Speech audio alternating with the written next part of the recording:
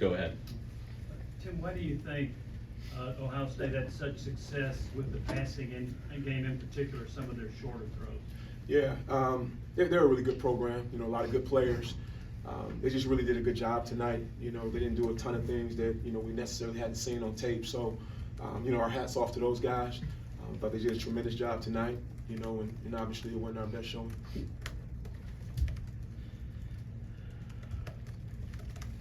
Front row. Joey, can you just talk about the difficulties in the passing game, and did you expect to run Nico as many times as you did? A lot of the runs that Nico ended up doing was him just extending plays on his own. We did have some designed quarterback run, you know, the play he scored on and a couple 3rd and shorts. Yeah, just we weren't creating big plays in the pass game. Weren't creating big windows. We had difficulty up front. It was an entire unit where from start to finish, it couldn't get anything to pop going right there. That's why you ended up seeing him running with the ball in his hand a lot. David. For both of you guys, Coach Halzle mentioned just losing one-on-ones a little bit tonight. For the offensive line and for the DBs when that happened, what is the message in the middle of the game to kind of keep them engaged and try to prevent that from happening again? Yeah, I mean, we played a lot of, you know, good football around here. We've beaten a lot of good teams. So you're going to see good skill, you know, week in and week out. You know, I thought our guys, you know, competed all night, you know, and gave it their best effort. You know, and just unfortunately, we just came up a little short tonight. Yeah, similar answer. You go on the road against good competition. If you're not playing on the right side of the margins, you know, it gets real tough real fast. So, you know, similar to what Coach Banks said, like we've played really good defenses in the past. Tonight, we just weren't on the right side of those margins and the small details to allow us to make the big plays on the back end. Chris. Joey, I know you had a couple of your key guys, receivers that were hurt tonight, but when you can't make big plays down the field, either guys are getting open or you're not protecting well enough, how much does that hinder what you're trying to do offensively, especially against the guys that are this talented? Yeah, it's kind of a sum of all the parts, right?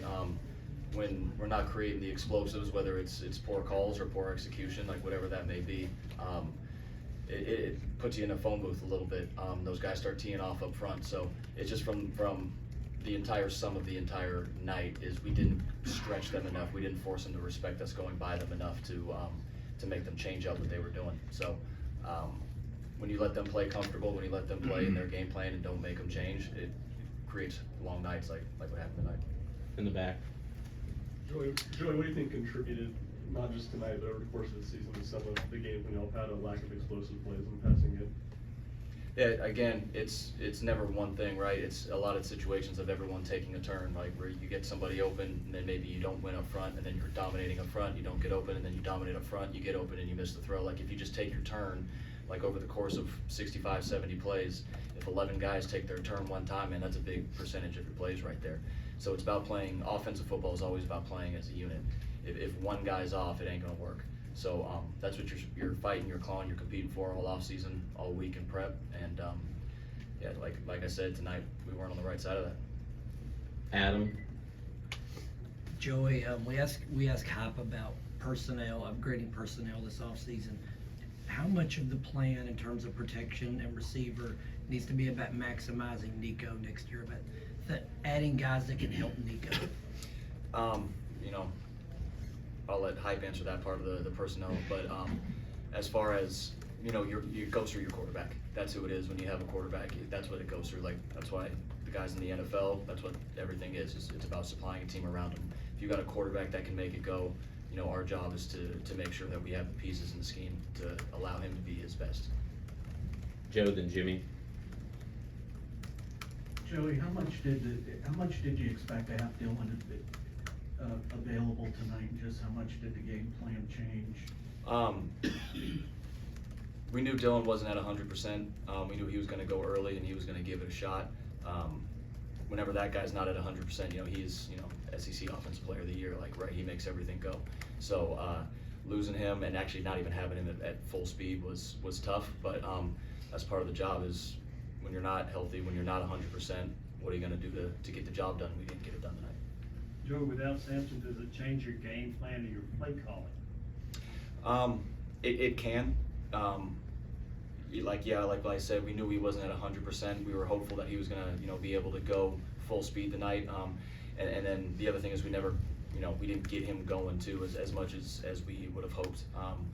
But yeah, whenever you don't have a guy of that caliber, it hurts. It makes it more difficult, yeah. Patrick, then Ben. Tim, you guys had a couple stops there in the second quarter to kind of get you guys back in the game. Then the third quarter, you weren't able to sustain on defense. What was the issues there to start the third quarter? Yeah, it's always difficult. We had a couple calls, that didn't quite go our way, based on the situation. So, I mean, again, I don't want to be a broken record, but, you just got to take your hat off to Ohio State. They did a tremendous job tonight. Like I said, I have the utmost faith in our guys, and, I'm very proud of, what they've done to this point. So it's super disappointing. We only got a couple stops, to beat a team of that caliber, we obviously need to play our best game, and unfortunately we didn't do that tonight. Tim, what led to Ohio State maybe being able to control the line of scrimmage more than we've seen from your group this year, and was that surprising to you? Yeah, I think anytime, it goes hand in hand, your back end, your front, different things you have to do coverage-wise to get a front the best chance to be successful and vice versa. So we just weren't able to find that combination tonight, to give us a chance to play winning defense. Tim, I'm curious, how much do you think their success offensively was because of what they did, and how much of it was you guys not doing what you're capable of doing? Yeah, I think the truth always lies somewhere in the middle. You obviously got to be a defense that doesn't beat themselves, and obviously when you're playing great talent. So obviously we'll evaluate the tape a little bit closer to have a better answer. But I think overall, some things that we'd like to do better. And unfortunately we didn't. Turn around. You guys both this year have the luxury of a lot of multi-year seniors up front. What's that gonna be like, saying goodbye to a lot of friendly faces who played a lot of football around here, and just kind of, developing again for next year? Well, for me, as I told those guys in the locker room, when a lot of guys decided to leave here, when we took this job, those guys stayed, so I'll forever be grateful for that. I love those guys. They gave us everything they had, and then the class that came right after them, we're still building. Those guys came to be a part of it. So, we're going to miss those guys. It's going to be very hard to replace, the leadership that those guys gave us. But we feel really good about some of the young guys that we brought in, and some of the guys that, showed some promise earlier in the year. So, the standard will be the standard. We're excited about the youth that we have, and, yep, we'll miss the leadership, but we're definitely got some guys that are going to, pick it up. Yeah, similar like a guy like, I see Cooper Mays afterwards. It's like, man, it's going to be weird walking into the facility next time and him not standing in there. For those guys, because when we got here, everybody had the opportunity to leave because with the coaching change and the rules with the portal and everything, and the fact that those guys chose to stay and that they're still here, and where they took this program from 21 to 24, where we're in the college football playoff, like, man, like the Tennessee fan base should long love that entire group of guys that helped bring this program back to where it is. And to what Coach Banks was saying, for the young guys in there, the message is this doesn't happen. Like, you don't just get to go to the college football playoff. What those guys did to get us here, it's now their time to step in and become those leaders, become the vocal and the physical leaders, become the guys that make the plays. They've been watching for a year or 2 years, and now it's time for them to step up. But the biggest thing is none of this ever just happens. Nothing in this game is given. Nothing just happens by surprise. Everything's earned. Everything you get and everything you don't get. So that's the message moving forward. There's a lot of competition out there now. There's a lot of open spots that are up to be taken. So we should have a really high-end off-season to go get us right back where we want to be.